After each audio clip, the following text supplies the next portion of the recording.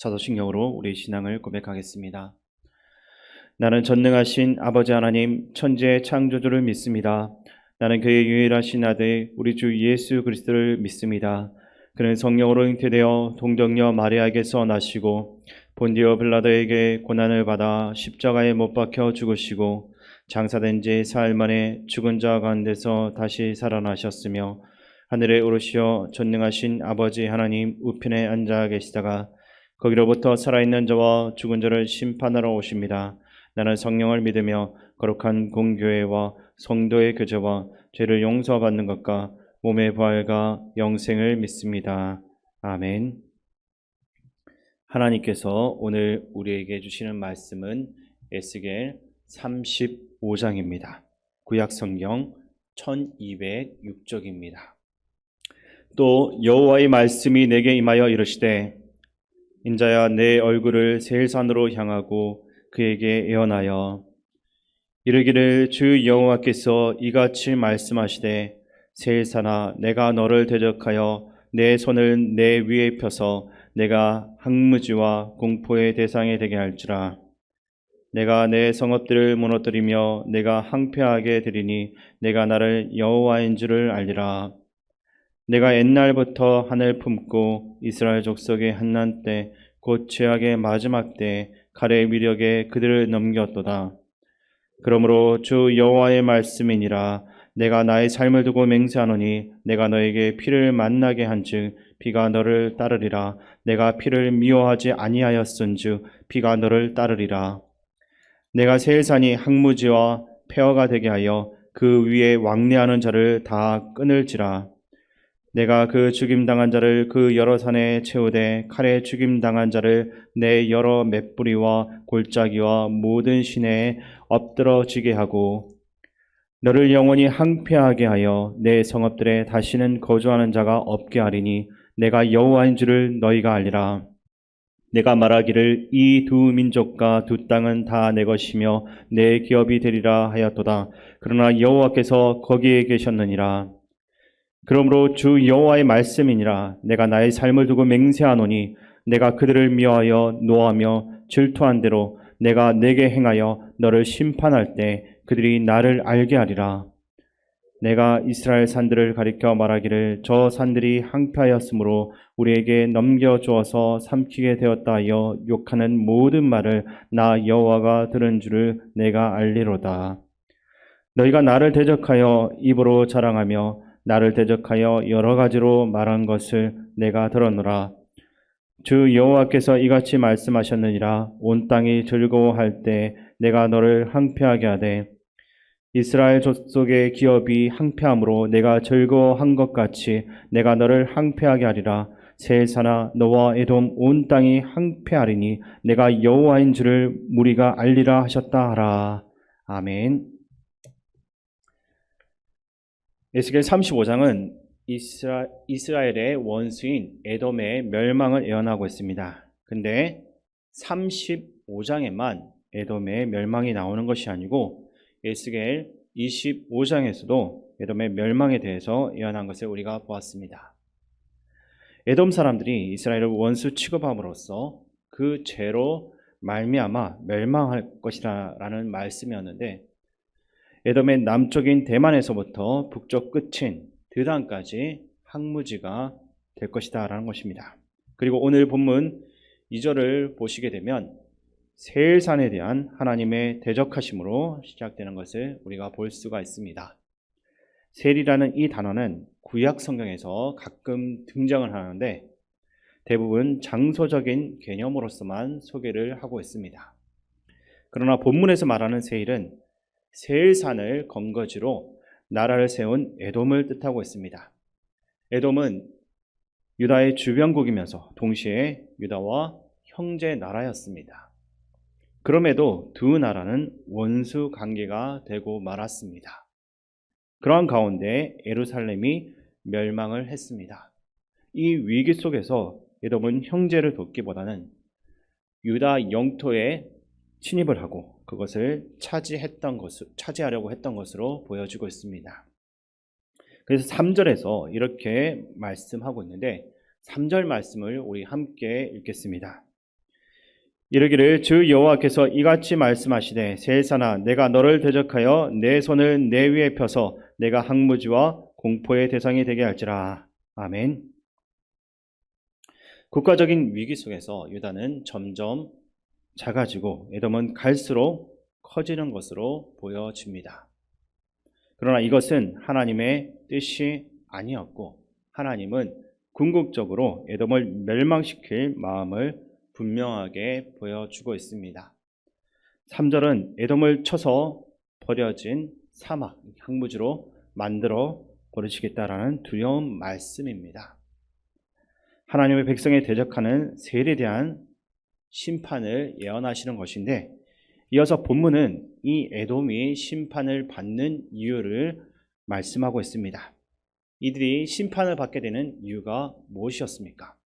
첫 번째로 에돔은 오랜 과거에서부터 유다를 향한 한을 품고 있었기 때문입니다. 에스겔 35장 5절 말씀 제가 읽어드리겠습니다. 내가 옛날부터 한을 품고 이스라엘 족속의 한난 때 곧 죄악의 마지막 때에 칼의 위력에 그들을 넘겼도다. 아멘. 우리말로 한이라고 이렇게 표현이 된 히브리어 에이바라는 말은 반감, 증오, 그리고 미움이라는 뜻이 있습니다. 그래서 쉬운 성경에서는 원한이라고 번역을 하기도 합니다. 어쨌든 에돔의 조상인 에서는 어머니 뱃속에서부터 이스라엘을 향한 그런 반감이 있었습니다. 태중에서부터 싸움을 한 것입니다. 그리고 야곱은 에서가 가진 장자의 명분을 빼앗아서 오랜 시간 에서의 눈을 피해 살았습니다. 이들의 당대에는 화해를 하긴 했지만 후손들 사이에 깊게 뿌리 박힌 불만과 원한은 쉽게 사그라들지 않았습니다. 그래서 하나님의 심판의 결과로 바벨론 왕 느부갓네살이 유다에 쳐들어왔을 때 에돔은 바벨론 편에 서게 되는 것입니다. 이것으로 인해 세일에게는 피가 따르고 항무지와 폐허가 될 것이다 라는 것입니다. 두 번째로 에돔이 심판을 받는 이유는 에돔의 교만과 탐심 때문이었습니다. 본문 10절 말씀을 함께 읽겠습니다. 내가 말하기를 이 두 민족과 두 땅은 다 내 것이며 내 기업이 되리라 하였도다. 그러나 여호와께서 거기에 계셨느니라. 아멘. 본문에서 말씀하시는 두 민족과 두 땅은 북이스라엘과 유다를 말합니다. 그러니까 에돔은 지금 유다와 북이스라엘이 모두 자신의 소유가 되었다라고 생각하고 있습니다. 하나님의 백성인 유다와 북이스라엘을 본인들이 차지하고 그 영광을 누리겠다라는 것입니다. 북이스라엘과 유다는 하나님이 임재하셨던 곳입니다. 그렇게 그 땅을 조롱하고 그 땅을 가지겠다라는 것은 하나님을 뛰어넘겠다는 것이며 또한 이 하나님을 향한 심각한 조롱이었던 것입니다. 주께서 약속하신 땅은 나의 힘이나 여러 가지 기회에 의해서 얻어지는 것이 아닙니다. 이것은 전적인 하나님의 선택이며 하나님의 주권에 의해서만 결정되는 것입니다. 비록 이스라엘이 망한 것처럼 보이지만 하나님은 말씀에 나와 있는 것처럼 건재하십니다. 그 땅의 주인이자 주권을 가지신 하나님은 여전히 힘과 능력의 주님으로서 존재하고 계신 것입니다. 살아서 역사하시는 하나님은 누구에게도 조롱과 무시를 당하실 수 없는 것이지만 에돔은 이 주님 앞에서 너무나 교만한 모습을 보였던 것입니다. 이러한 에돔의 교만과 탐심은 어리석은 마음이었고 가져서도 안 되고 이루어지도 않을 생각이었던 것입니다. 오히려 이러한 마음을 통해서 하나님께서 내리시는 심판의 대상이라는 사실만 확인할 뿐인 것입니다. 지금 시대는 교회를 향한 비판의 목소리가 너무나도 많습니다. 교회에 속한 구성원들의 비상식적인 행동과 불법이 이러한 현상을 만든 원인도 있습니다. 그러나 자신이 만든 기독교에 대한 이미지나 악감정에 따른 비판의 목소리도 많은 것이 지금의 상황입니다.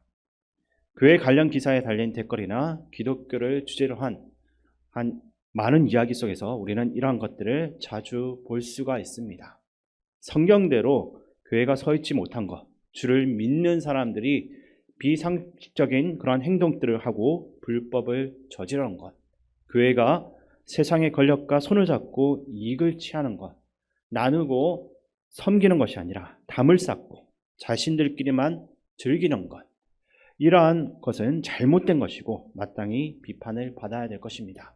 또한 분명 선지자들의 마음으로 외치는 소리와 외부에서 전해지는 그러한 비판의 목소리에 귀를 기울이고 해결을 해야 합니다. 그러나 이것을 구실 삼아서 무조건적인 비판을 쏟아내고 의미 없이 교회를 향해서 손가락질하는 것은 결코 옳은 모습이 아닙니다. 무엇보다도 이런 상황, 교회가 비난을 당하고 여러 가지 사상과 이념으로서 주의 말씀을 배척하고 싫어하는 이 시대 속에서 우리는 주님의 교회로서 바르게 서 있어야 되는 것입니다. 교회가 무엇입니까? 그리스도를 믿는 사람들이 곧 교회이며 예수 그리스도를 머리로 하고 하나님의 백성이 된 사람들이 바로 교회인 것입니다.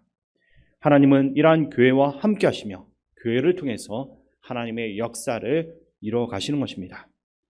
유다가 망한 것처럼 보이지만 하나님은 기세등등한 에돔이 아닌 유다를 끝까지 붙잡고 계셨던 것처럼 하나님은 교회를 붙잡고 계신다. 이 사실을 기억하시기 바랍니다.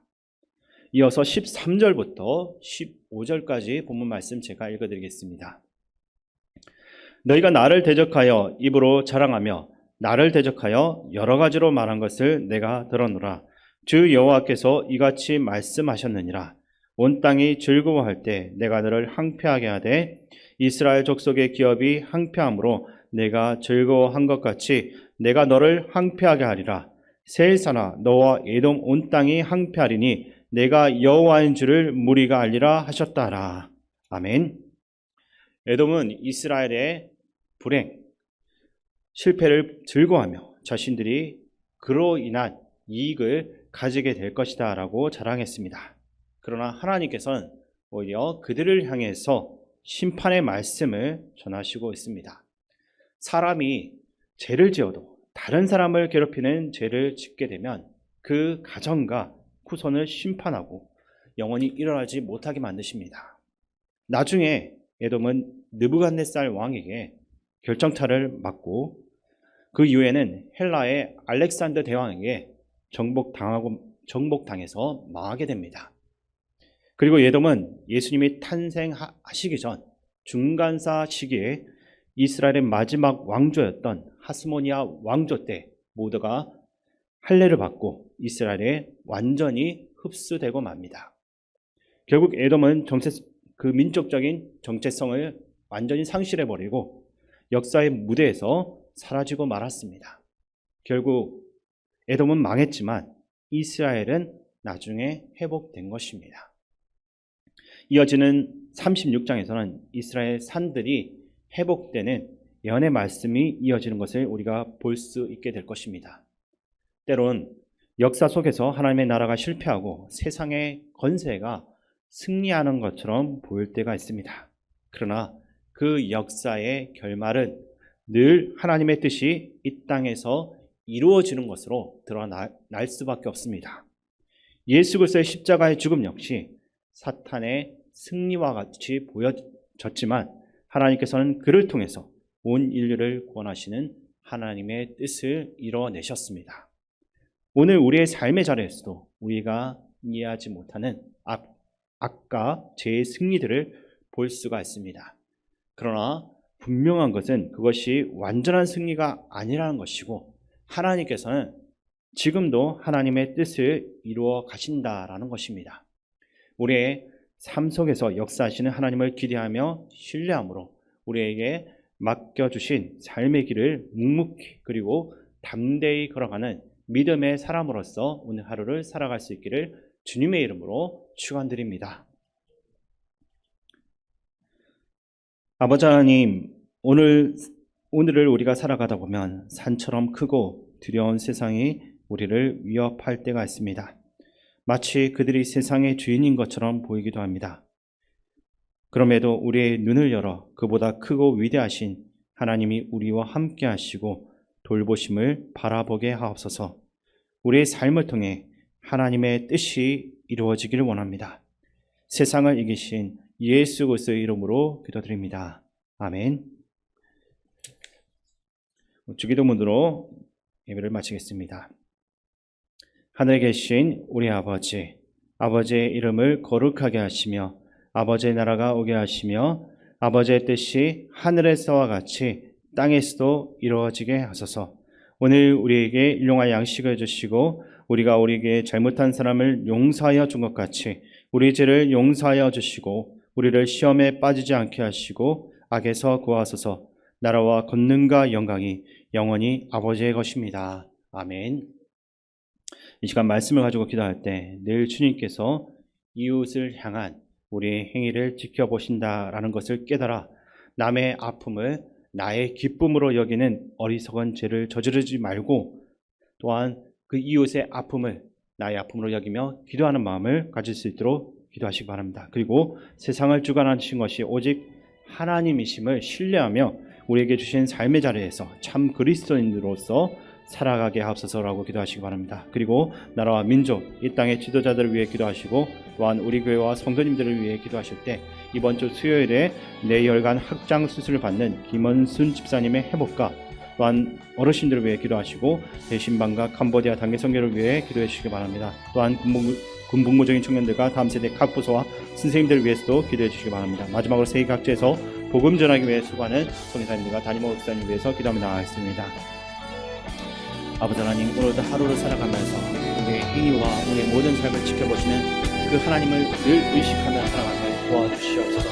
내 주변에 내가 미워하는 사람들, 그들이 실패하고 넘어지는 것을 기뻐하는 그러한 모습으로 살지 않게 하여 도와주시고 그들의 슬픔과 아픔을 나의 아픔으로 여기며 오히려 그들을 위해 기도하고 돕는 그러한 모습으로 살아갈 수 있게 도와주시옵소서. 그리고 이 땅 가운데서 우리가 살아가는 가정 가운데 모든 것을 주관하신 분은 주님이 지난 것을 우리가 늘 기억하며 살아가고 참된 그리스도인으로서 이 땅을 살아감으로써 하나님의 이름을 더 높일 수 있는 그러한 삶이 될 수 있도록 도와주시옵소서. 아버지 하나님, 김원순 집사님 이번 주 수요일 뇌혈관 확장 수술을 받습니다. 아버지 하나님, 수술을 받는 그 모든 시간 가운데 하나님께서 함께하여 주시어서 두려움 가운데 임할 수 있는 수술이지만 아버지 그 수술을 잘 극복하고 이겨낼 수 있도록 도와주시옵소서. 수술을 진행하는 그 모든 의사와 또 함께하는 그 모든 사람들 가운데 하나님의 능력과 지혜와 또 힘을 주시어서 수술을 완전히 잘 진행하여서 그 수술을 인해서 어떤 후유증이 났거나 어려움들이 생기지 않도록 하나님께서 보살펴 주시옵소서. 수술 이후에는 더 건강해지고 더 빨리 회복되어서 하나님께 영광 돌리는 그러한 삶이 될 수 있도록 김원순 집사님 붙들어 주시고 지켜주시옵소서. 또한 아버지 하나님, 각지에서 주의 복음 전하기 위해 수고하고 헌신하는 선교사님들 가운데 함께하여 주시고 우리 교회 어르신들 가운데도 하나님의 은혜를 더하여